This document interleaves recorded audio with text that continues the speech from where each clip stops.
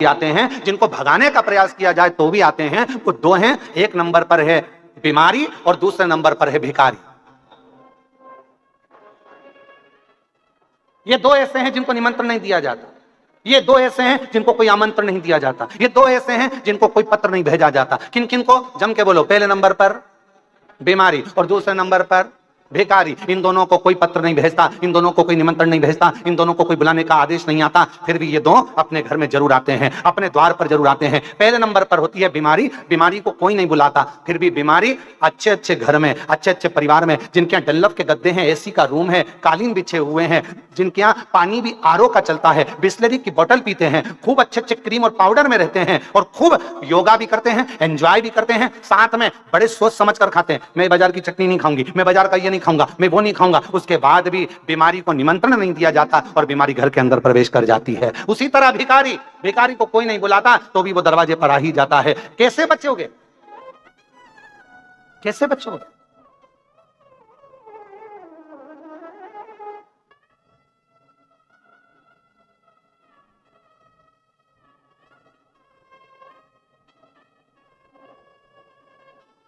तो कहा दोनों से बचने का एक ही साधन है, दोनों से। अरे मुक्त में हो राम नाम, राम सेवा हाथ में, तू अकेला नहीं प्यारे राम तेरे साथ में।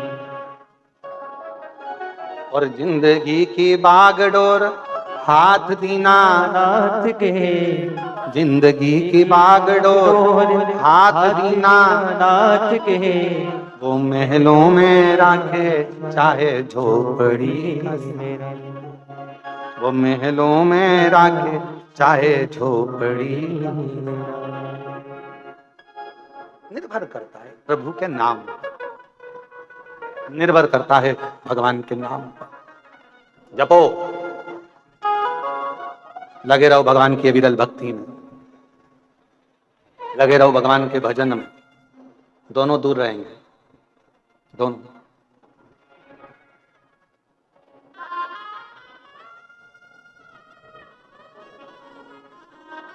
भजन करने वाले के पास भी बीमारी कम जाती है और भजन करने वाले के पास भिखारी भी कम जाता है। उसको मालूम है ये तो पहले से ही ऐसा दिख रहा है, इसके पास क्या होगा। तो भिखारी सोचता है कौन?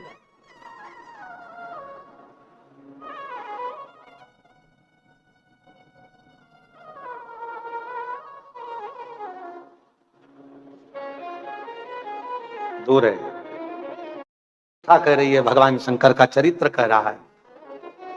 हाथी ने परमात्मा को पुकारा, कोई नहीं आया, तब परमात्मा आया, अपना गरुड़ छोड़कर आ गया। सीमा नहीं है मेरे भगवान में। किसी भी देश में, विदेश में, प्रदेश में, गांव में, नगर में, शहर में, कहीं पर भी रहकर आप भगवान को पुकारना प्रारंभ करो। मेरा भगवान ये नहीं दे। अब आपके यहाँ तो ये तेलंगाना में तेलुगु चलती है, कर्नाटक में। एक बहन जी ने पत्र लिखा है, हम तो कल बोलने वाले थे कि किसी को कन्नड़ आती हो तो हमारे पास आकर पत्र पढ़ दो, हमको पढ़ना नहीं आ रहा। उन्होंने कन्नड़ भाषा में लिखा है। एक बहन जी ने तेलुगु भाषा में पत्र लिखा और आगे शुरू में हिंदी में लिख दिया और लिखती है, और उसने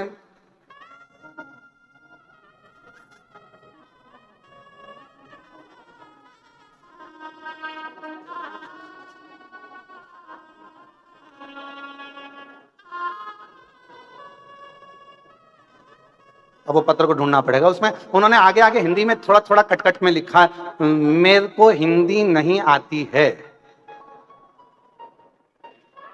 अब हमने सोचा इतना लिखा था तो पत्र भी वैसे ही लिख देती।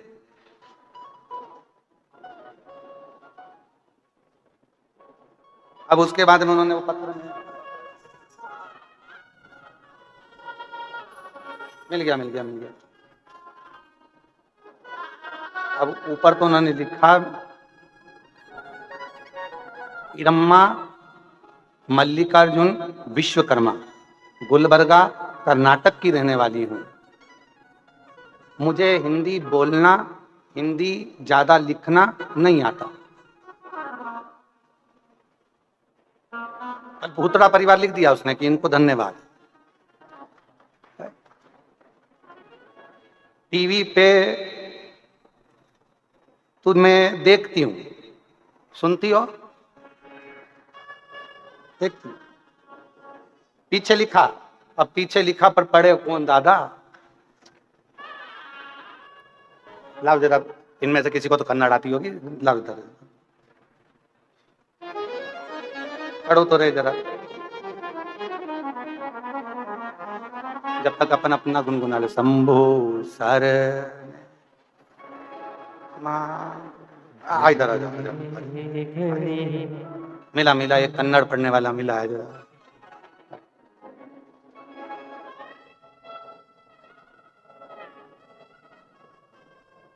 और शंभु शरण पड़ी मांगो घड़ी दूध काटो, दया करी दर्शन आपो। शंभु शरण पड़ी मांगो घड़ी दुख काटो, दया करीने दर्शन आपो। शंभु शरण पड़ी मांगो घड़ी रे घड़ी दुख काटो, दया करीने दर्शन आपो। शंभु शरण पड़ी मांगो घड़ी रे घड़ी दुख काटो, दया करीने दर्शन आपो।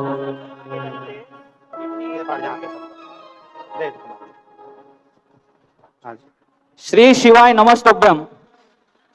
ईरमा मल्लिकार्जुन विश्वकर्मा, उन्होंने कहा है कि गुलबर्गा से उन्होंने, गुरुजी मुझे नहीं मालूम था कि आपके बारे में, फिर मेरी फ्रेंड ने कहा कि मुझे आपके बदलपुरा कहा। जब से मैं मंदिर जाने लगी हूं, कोरोना के टाइम पे, शंभू नहीं नहीं एक सेकंड, कोरोना के टाइम पे मेरे पति को कहा मैंने, उनको किडनी का प्रॉब्लम था, और बाबा ना आशीर्वाद, ओके, तो भगवान की दया से मुझे अच्छा लगने लगा है अब। हम तो बाबा के भरोसे चलते हैं, हम तो बाबा के भरोसे चलते हैं। ये दुनिया वाले जलते हैं, ये दुनिया वाले जलते हैं, हम तो बाबा के भरोसे चलते हैं। बहुत भाव से मेरी जीजी, आपने जो पत्र लिखा है वो बड़े भाव से लिखा, और हमने बड़े भाव से इसको पढ़वाया भी, और बहुत सुंदर सुंदर भाव उसमें आपने व्यक्त किया। हम तो बाबा के भरोसे चलते हैं, हम तो बाबा के भरोसे चलते हैं। ये दुनिया वाले चलते हैं, ये दुनिया वाले चलते हैं, हम तो बाबा के भरोसे चलते हैं, हम तो बाबा के भरोसे चलते हैं। तो जो दिल से भाव से आपने लिखा, कहीं पर भी रहें, कोई प्रदेश में, कोई देश में, विदेश में, कोई जिले में, कोई शहर में, तुम्हारा मन पड़े जहां रहो, पर मुख से अगर भगवान का नाम पुकार रहे हो, हृदय से श्री शिवाय नमस्तुभ्यम कह रहे हो, तो ये निश्चित है कि पुलिस की सीमा हो सकती है, भारत की एक देश की सीमा हो सकती है, प्रदेश की सीमा हो सकती है, जिले की सीमा हो सकती है, तहसील की सीमा हो सकती है, पर मेरे बाबा की कोई सीमा नहीं है। जहां पुकारोगे, जब पुकारोगे, जैसे पुकारोगे, मेरा शंकर तुम्हारे सामने खड़ा, वो सीमा से हटा हुआ, उसकी कोई सीमा। बस दिल से, हृदय से शिव को पुकार, जैसे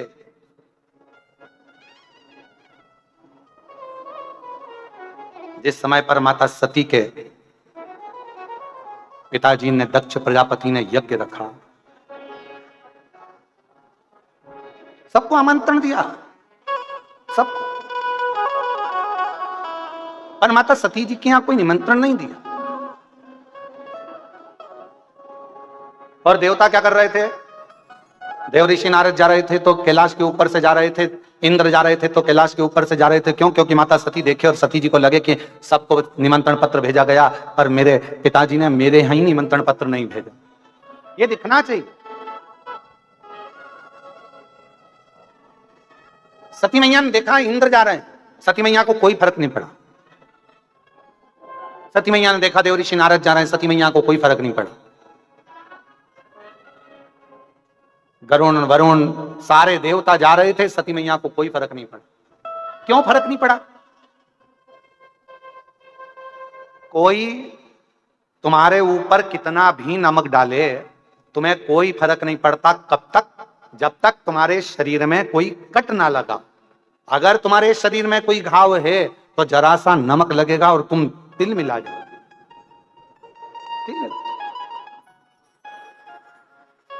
शरीर में अगर घाव है तो तुम्हारे ऊपर नमक का थोड़ा सा भी भाव आएगा और तुम तिल मिलाओगे। जब तुम्हारे शरीर पर घाव ही नहीं है, तुम्हारे शरीर पर कोई कट ही नहीं है, तुम्हारे शरीर पर कोई चोट ही नहीं है, तो कोई कितना ही नमक डाले, तुम्हारे शरीर पर कोई कितना ही नमक डाले, उसका कोई तिल मिलाहट आएगी नहीं। पर जैसे ही शरीर के ऊपर यदि कोई घाव रहेगा, शरीर के ऊपर यदि कोई कट रहेगा, शरीर के ऊपर कोई भी स्थान रहेगा, तो फिर वो नमक अपना असर करेगा, फिर वो नमक असर करता है।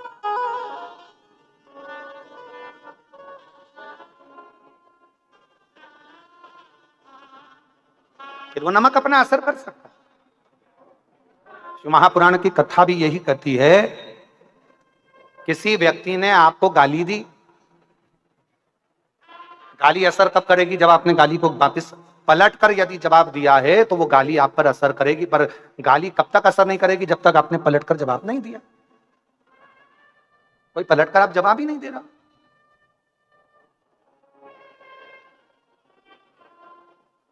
किसी ने आपको अपशब्द दिया, ताना दिया, आड़ा टेढ़ा बोला, आपने अगर पलटकर जवाब दिया तो समझ लो आपने गाली को लिया। आपने पलटकर अपशब्द बोले तो मतलब आपने पलटकर उसने जवाब दिया है, तो मतलब उसने गाली को स्वीकार किया है।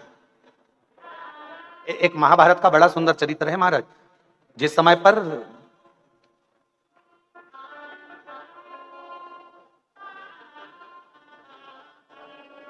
द्रौपदी के सोते हुए 5 पुत्रों को जब अश्वत्थामा ने मार दिया और भीम ने द्रौपदी के हाथ में तलवार पकड़ा दी और कहा, ये तलवार लो द्रौपदी, इस अश्वत्थामा को मार दो। द्रौपदी ने कहा, नहीं, मैं नहीं मार सकती। अरे इस अश्वत्थामा ने तुम्हारे सोते हुए 5 पुत्रों को मार दिया द्रौपदी, तो तुम भी इसको मार दो। द्रौपदी कहती है, नहीं, ये मेरे गुरु का पुत्र है, मैं इसको मार नहीं सकती। द्रौपदी, जब इसने नहीं देखा कि कौन बच्चों को मार रहा है, कौन को मार रहा है, तो तुम क्यों देखती हो? द्रौपदी ने कहा, यदि कोई कुत्ता हमको काट लेगा तो हम कुत्ते को नहीं काट लेंगे, कोई श्वान हमको काटेगा तो हम श्वान को नहीं काटेंगे, कोई सांप हमें काटेगा तो हम सांप को नहीं काट लेंगे, मैं इसको नहीं मार सकती। एक काम करो, इसके मस्तक पर जो मणि लगी है वो मणि निकाल कर फेंक दो, बाकी का और मुझे कुछ नहीं चाहिए। इसने मेरे बेटे को मार दिया, मैं अपने गुरु के पुत्र को नहीं मार सकती। ये द्रौपदी का चरित्र हमको कह रहा है, ये द्रौपदी का संवाद हमको कह रहा है कि यदि कोई हमको अपशब्द कह रहा है तो हम अपशब्द से जवाब क्यों दे? कोई हमको गाली दे रहा है तो हम गाली से जवाब क्यों दे?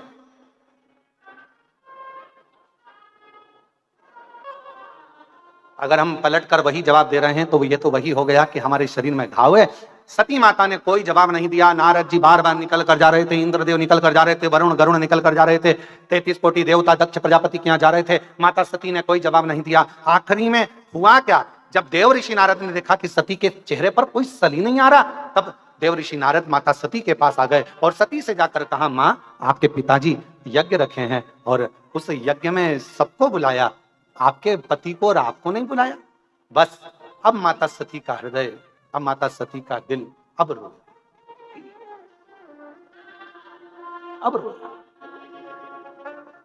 और शंभु शरण पड़ी मांगू घड़ी रे घड़ी दुख काटो दया करी दर्शन।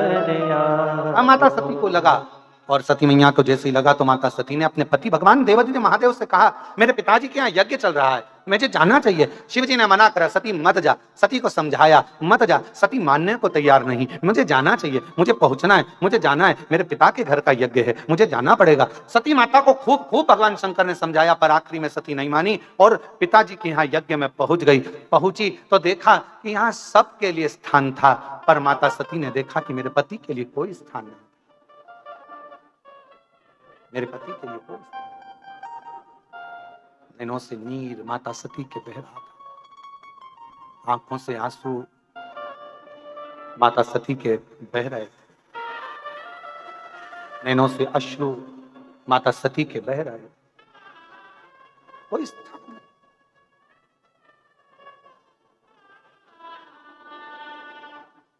कितना सुंदर कहा है माता सती ने, जरा ध्यान से सुनना। एक एक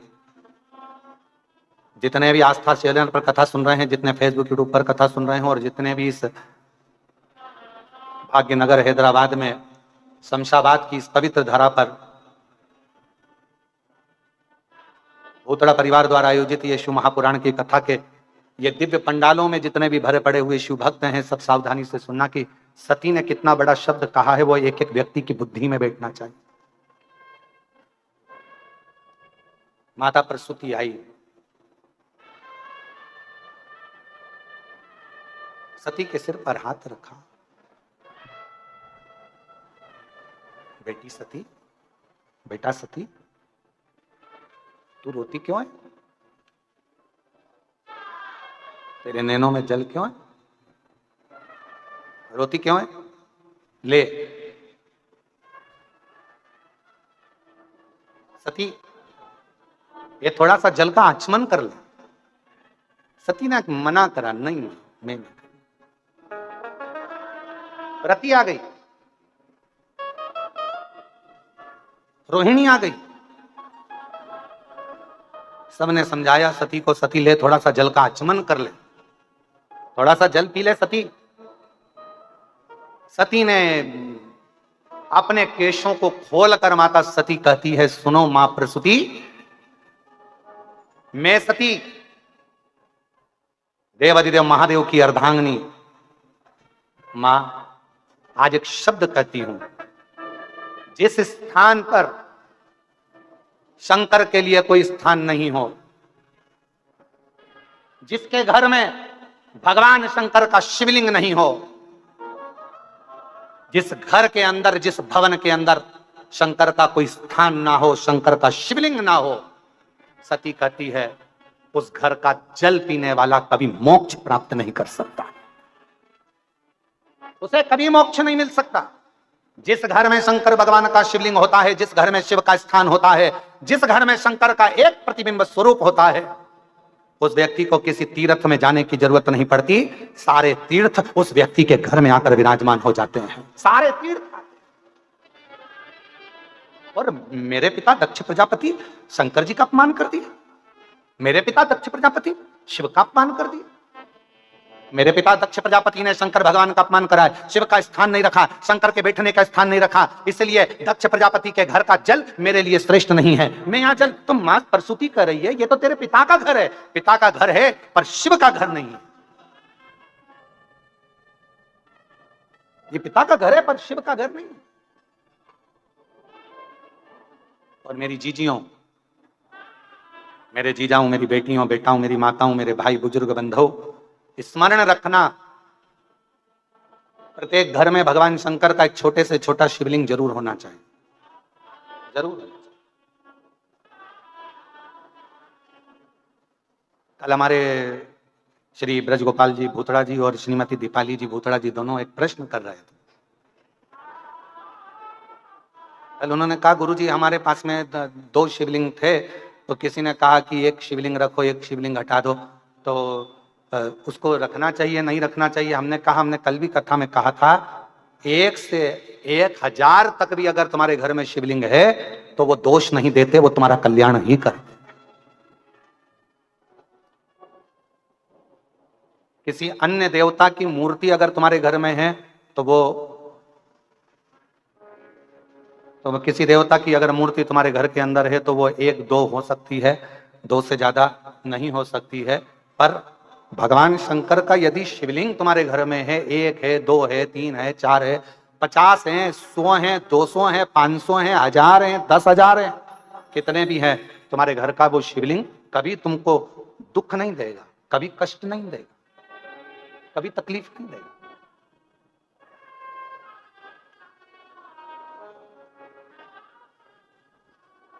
कितने भी शिवलिंग।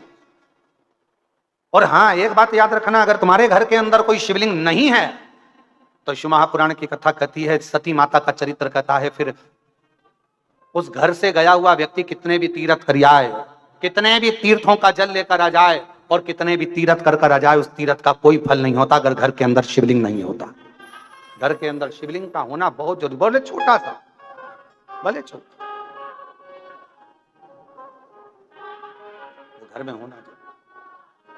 और मैंने तेरे ही भरोसे, एक पत्र अच्छा है देखिए, बाबा तेरे ही भरोसे हवा बिछे उड़ती जावांगी, बाबा डोर हथो छड़ी नाम कटी जावांगी, भोले में तेरी पतन शंभू में तेरी पतन। बहुत बड़ा पत्र है, हैदराबाद भी बड़ा है ना, इसलिए पत्र भी बड़ा है, ठीक है। मैं प्रियंका राहुल सोनी, कहीं बैठी हो प्रियंका राहुल सोनी तो हाथ हिला सकते हैं, और अगर कहीं बैठे हो तो एक बेलपत्र लेने के लिए आ सकते हैं। मैं प्रियंका राहुल सोनी, पुराना पुल, हैदराबाद से। सबसे पहले मैं भूतड़ा जी को धन्यवाद करना चाहती हूँ और बाबा कुछ साधुवाद देना चाहती हूँ। शिव जी ने बड़ी कृपा करी, जो रक्षाबंधन का तोहफा ब्रजगोपाल जी, मैं ब्रजगोपाल भूतड़ा जी को साधुवाद दूं कि रक्षाबंधन का तोहफा ब्रजगोपाल जी आपने सभी बहनों को दिया है, इस पत्र में लिखा है। यह शिव कृपा। गुरु जी, भोले बाबा का मैं क्या गुणगान करूं, मेरे पास शब्द कम पड़ जाएंगे। मेरी शादी हुई और मेरी नौकरी नहीं लग पा रही थी, तब बाबा की कृपा से पहली बार आपकी कथा सुनना प्रारंभ करी, शिव जी को जल चढ़ाना प्रारंभ करा और बाबा की कृपा से एक बहुत बड़ी कंपनी में मेरा जॉब लग गया। गुरुदेव, मेरी बेटी का जन्म हुआ और जन्म होने के बाद उसके मुंह में एक छाला हो गया। डॉक्टर को दिखाया तो डॉक्टर ने कह दिया इसका ऑपरेशन करना पड़ेगा। ऑपरेशन का डॉक्टर ने बता दिया, मगर मेरा विश्वास बाबा पर इतना था कि वो छाला एक ही हफ्ते में गायब हो गया और फिर मेरी बेटी पंजे पर चलती थी, वो पूरी खड़ी नहीं हो पाती थी, चल नहीं पाती थी, पर बाबा पर मेरा भरोसा पूर्ण था। डॉक्टर ने कहा था ये ऐसी ही चलेगी, पर बाबा की कृपा से शिवजी के चढ़े हुए जल से आज मेरी बेटी पूरी चलने लगी और बाबा की कृपा से उसका पूरा पांव रखा। मैं शिव को प्रणाम करने के लिए, और तेरी कृपा का क्या है भरोसा कब किस पर हो जाए जरा सी। एक लाइन अच्छी लिखी है, अरे लुटा दिया भंडार काशी वाले और कर दिया माला काशी वाले, जो जैसी भावना लाया वो वैसा ही फल पाया, नहीं खाली उसे लौटाया वो मन ही मन हर्षाया, और कर कर दिया दिया माला माल काशी वाले ने, लुटा दिया भंडार काशी वाले। एक पत्र और अच्छा है,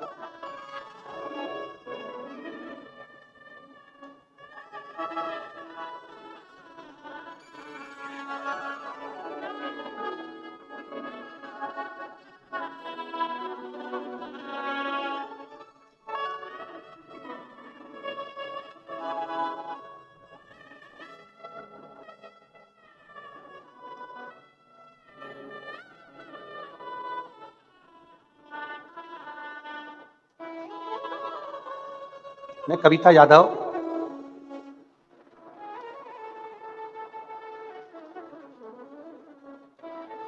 बी शंकर लाल यादव, हम हैदराबाद बेगम बाजार के निवासी हैं। कहीं बैठे हो तो हाथ हिला सकते हैं।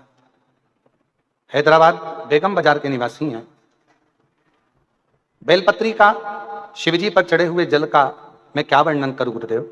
मेरी शादी को 9 साल हो गए थे, मेरी उम्र भी 40 वर्ष की हो गई, पर संतान का सुख नहीं हुआ गुरुदेव।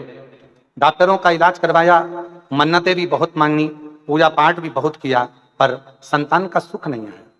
हमेशा हर जगह से नाराजगी ही हाथ लगी। अब करें तो करें क्या। तब आपकी कथा पहली बार सुनी और बाबा पर भरोसा जागृत हुआ। शिवजी का पशुपतिनाथ का व्रत, सफेद आंकड़े की जड़ का प्रयोग और प्रदोष टाइम में बाबा का पूजन का विधान आपने जैसा बताया वैसा करा। बाबा की 2022 से कथा सुनना प्रारंभ करी। अवस्था बहुत हो गई थी, 40 साल की मेरी उम्र हो गई, पर संतान का योग नहीं बन रहा था। तब बाबा की कृपा से पहली बार पशुपति व्रत किया और सफेद आंकड़े की जड़ का प्रयोग किया। बाबा ने ऐसी कृपा करी गुरुदेव कि 9 साल के बाद मेरे घर में बाबा की कृपा से 23/9/2023 को बाबा की कृपा से मेरे घर में एक बेटे ने जन्म ले लिया, जिसका नाम मैंने भुवनेश्वर यादव रखा। यह शिव की कृपा से, शंकर की उदारता से, एक विश्वास। कहीं पर भी रहो, सीमा हो सकती है देश की हो, सीमा हो सकती हो प्रदेश की हो, सीमा हो सकती हो पुलिस की हो, सीमा हो सकती हो एक विधायक की, एक सांसद की भी एक सीमा होती, एक अध्यक्ष की भी सीमा होती, पर मेरे शंकर भगवान की कोई सीमा। जिसने दिल से पुकारा, जिसने दिल से नाम लिया, मेरा शंभू वहीं आकर खड़ा हो। वही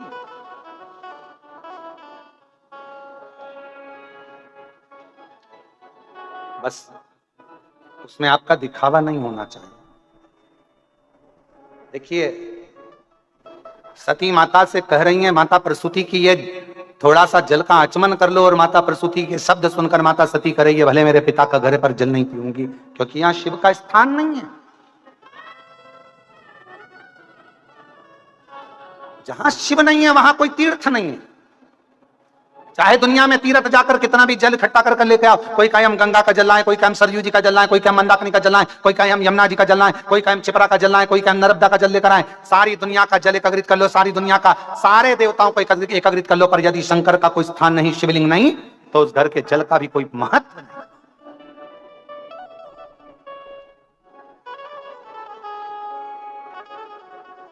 चाय कौन कौन पीता है? हाथ उठाओ जरा, जम के तो उठाओ जरा, हाथ तो उठाओ। चलो ठीक है। चाय की पत्ती को कितना भी उकालो, उसमें कड़वाहट होती कि नहीं होती है? चाय में कड़वाहटपन होता है कि नहीं होता है? होता है ना। शक्कर डाल दो चाय की पत्ती में, उसका कड़वापन जाएगा क्या? जम के तो बोलो। और शक्कर डाल दो चाय की पत्ती में, उसका कड़वापन जाएगा क्या? नहीं जाएगा। चाय का कड़वापन कब जाएगा? जब चाय में थोड़ा सा दूध डल जाएगा। दूध चाय के अंदर गया कि उसका कड़वापन समाप्त हो जाएगा। उसी तरह पूरी जिंदगी कड़वी है। मनुष्य की देह मिली है भोगने के लिए। कभी परिवार, नाते, रिश्ते, कुटुंब, कबीले, ये सब चलेंगे। सारा दुख जिंदगी का हमारे सामने आएगा, सबका सामना करना पड़ेगा। ये दुख, ये कड़वापन हमारी जिंदगी में चलता रहेगा। चाय में कड़वापन रहता है, कड़वाहट रहती है, पर चाय में कितनी भी शक्कर मिलाकर उकाल लो, पर चाय का कड़वापन चाय में हमेशा रहेगा। पर चाय के कड़वेपन को यदि कम करना है तो उसमें दूध डालना पड़ेगा, चाय का कड़वापन समाप्त हो जाए। दूध डालते से चाय की कड़वाहट समाप्त हो जाती है। उसी तरह जिंदगी में कितना भी कड़वापन हो, जीवन में कितना बड़ा भी दुख हो, शंकर के नाम का बस उच्चारण करते से ही हमारे जीवन का भी दुख समाप्त होता चलेगा। हमारे जीवन का भी दुख, हमारे जीवन का भी कड़वापन, हमारे जीवन का भी एक कुछ भी अमंगल हो, वो समाप्त होते चले जाता है। जीवन मंगलमय होना चालू हो जाता है, आनंदित होना चालू हो जाता है। इसलिए चाय को उकालो, शक्कर भी कितना डाल दो, अदरक भी कितना डाल दो, इलायची भी कितना डाल दो, पर चाय की कड़वाहट दूध से ही समाप्त होगी। उसी तरह मनुष्य देह के जीवन का दुख शिव नाम से ही समाप्त हो। शिव नाम कहीं पर भी बैठकर कभी भी श्री शिवाय नमस्तुभ्यं, श्री शिवाय नमः। नमस्तुभ्यं सब बोलिए श्री शिवाय नमस्तुभ्यं श्री शिवाय शिवाय नमस्तुभ्यं श्री शिवाय नमस्तुभ्यं श्री शिवाय नमः। नमस्तुभ्यं। मात्र उच्चारण मात्र से जीव जब पुकारे ओम नमः शिवाय। अब कोई कहे गुरुजी ओम स्त्री को बोलना चाहिए कि नहीं बोलना चाहिए, पुरुष को कैसे बोलना चाहिए, स्त्री को कैसे बोलना चाहिए, तो हम तो कहेंगे कोई प्रपंच में मत फंसो, तुम्हारा मन करे, तुम्हारा दिल करे वैसे भगवान को पुकारो। हाथी को स्तुति करना नहीं आती थी, हाथी कोई मंत्र नहीं जानता था, हाथी कोई पाठ करना नहीं जानता था, हाथी कोई स्तुति करना नहीं जानता था। बस हाथी ने तो एक पुष्प कमल का तोड़ा और भगवान को ऊपर देखकर पुकारने लगा, और भगवान नारायण गरुण छोड़कर भागकर हाथी के लिए पधार गए, हाथी के लिए दौड़ पड़े।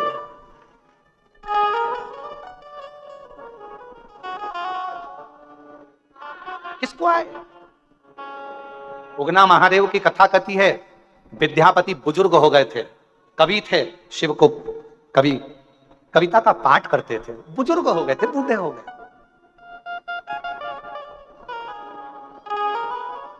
विद्यापति, उगना महादेव की कथा कथी है, विद्यापति एक दिन मन में सोच रहे थे अब शरीर से बनता नहीं। शिव महापुराण में वायव्य संहिता में भगवान तुमरुका जी चंचुला देवी से कहते हैं कि चंचुला सुनो, ब्रह्मा ब्रह्मलोक में रहते हैं, भगवान विष्णु बैकुंठ लोक में रहते हैं, भगवान शंकर मृत्यु लोक के देवता हैं, पृथ्वी के देवता हैं। जब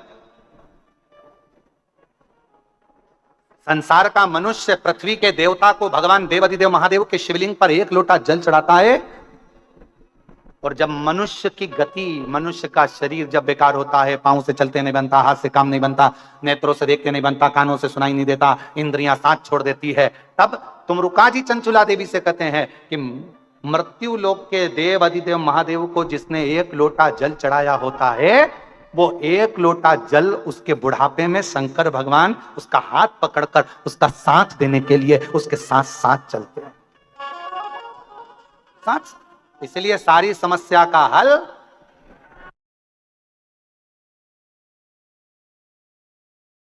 नारा है श्री शिवाय, एक लोटा जल सारी समस्या का हल।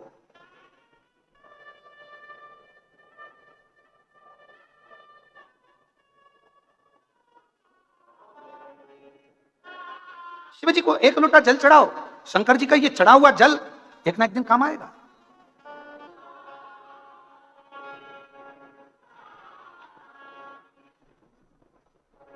एक प्रसंग आप लोग कभी तुलसी बाबा के चरित्र में पढ़िएगा, वो एक लोटा जल लेकर जाते थे, थोड़ा सा कहीं ना कहीं वो जल ढोलकर चले जाते थे, वो जल भी उनका काम आया।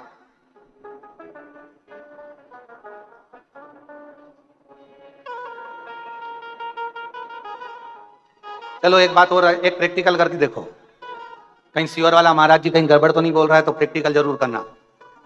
एक गमले में मिट्टी भरी है, उसमें कोई बीज तुमने नहीं लगाया, उस गमले में कोई बीज नहीं है, कोई पौधा नहीं है। तुम एक काम करो कि रोज उस गमले में थोड़ा थोड़ा जल डालना चालू करो।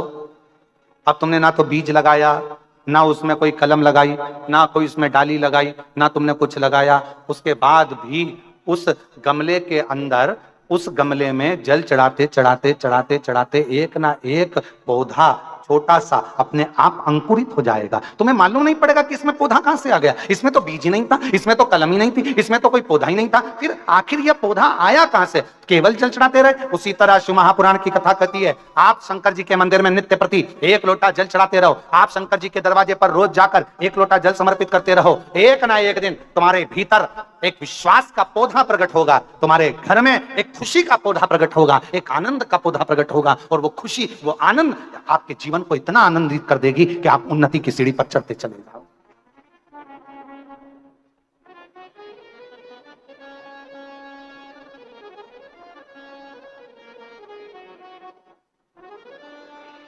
उगना महादेव की कथा कहती है विद्यापति